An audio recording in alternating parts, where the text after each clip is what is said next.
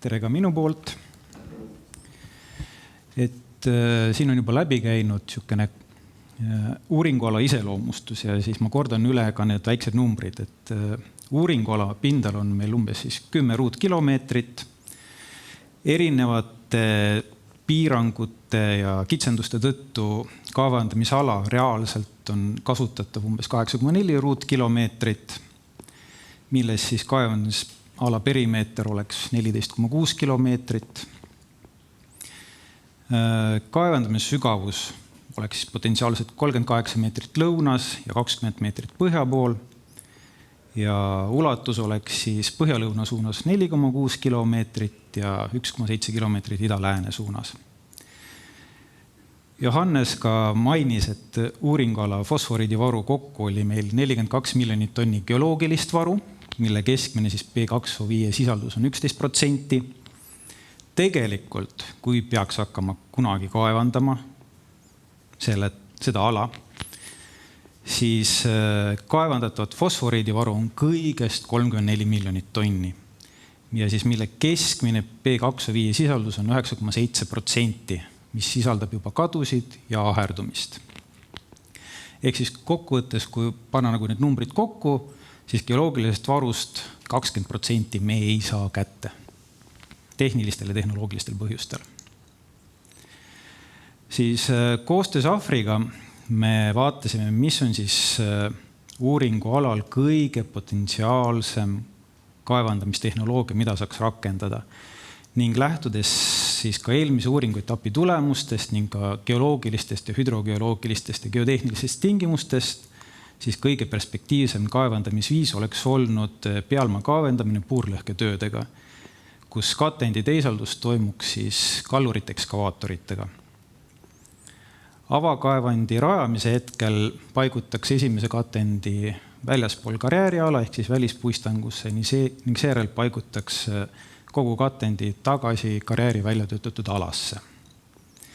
Alternatiividena me kirjeldasime ka hüdrokaevandamist ja lubekivi katendi väljamist freesiga, kuid nende sobivust uuringualal peaks täiendavalt uurima, kuid nad eriti suurt potentsiaali ka ei näitanud. Geotehnilistel ja tehnilistel põhjustel välistasime kõik alma kaevandamise tehnoloogiad kõnealusel uuringualal. Siis kui rääkida karjääri kontseptsioonist, kuidas võiks kaevandamine välja näha, siis põhistsenaariumi korral, kus meil on 4,4 miljonit tonni kaevist aastast vaja välja tuua, siis karjääri eluiga oleks circa 8 aastat. Alternatiivstsenaariumi korral ehk siis poole tootmisvõimsusega oleks siis circa 16 aastat. Me jaotasime karjääri tinglikult astanguteks, mis vastab siis igale kivimi tüübile. Tegime nad kaevandusblokkideks, siis iga blokki suurus on 100 × 250 meetrit. Kaevandamistegevust oleks siis alustatud lõuna poolt ja liikumine oleks siis põhja poole. Ja seda põhjusel, et lähedus olemasolevale taristule ning ka võimalus oleks olnud võimalikult varakult tagasi täita tänu juba olemasolevale lõunapoolsele püsseinale, mida Aru lõuna lubekivi karjäär tekitab oma kaevandamistegevusega. Ja ma loodan, et see video toimib. Ja see on lihtsalt see väike kontseptsioon, et kuidas see kaevandamistegevus siis tegelikult välja näeks, kui oleks siis kaevandamine alustatud lõuna poolt ja liikumisega põhja poole. Kui rääkida, mis siis seadmetest vaja on ja palju neid vaja on, siis selle põhistsenaariumi korral oleks meil vaja 7 ekskavaatorit, milles siis 5 oleksid pidevalt hõivatud katenditöödega ning 2 oleks siis hõivatud kaevisega. Ekskavaatorid oleksid circa 11 kuupmeetrise suuruse kopaga. Karjääri avamise aastal, ehk siis esimesel aastal töötaks kokku 99 kallurit, milles siis 75 oleksid hõivatud katendiveoga ja 24 kaevise veoga.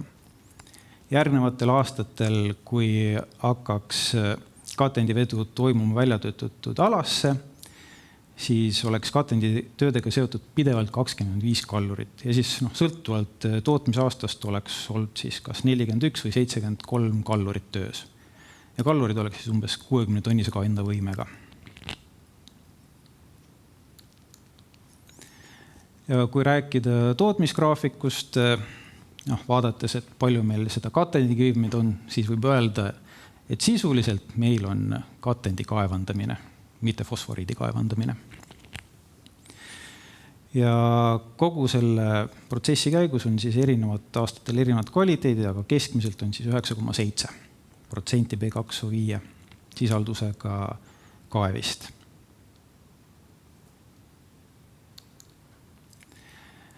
Kui rääkida kaevandamisega seotud inimressursist, siis esimesel aastal oleks puhtalt kaevandamistegevusega seotud 712 inimest, kelle siis 675 oleksid operaatorid ja järgnevatel aastatel oleks siis keskelt läbi 332 inimest, kellest peaaegu 300 oleksid siis operaatorid.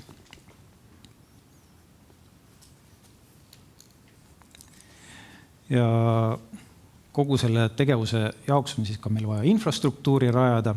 Me vaatasime, et mis elemendid meil reaalselt oleksid vaja ka luua.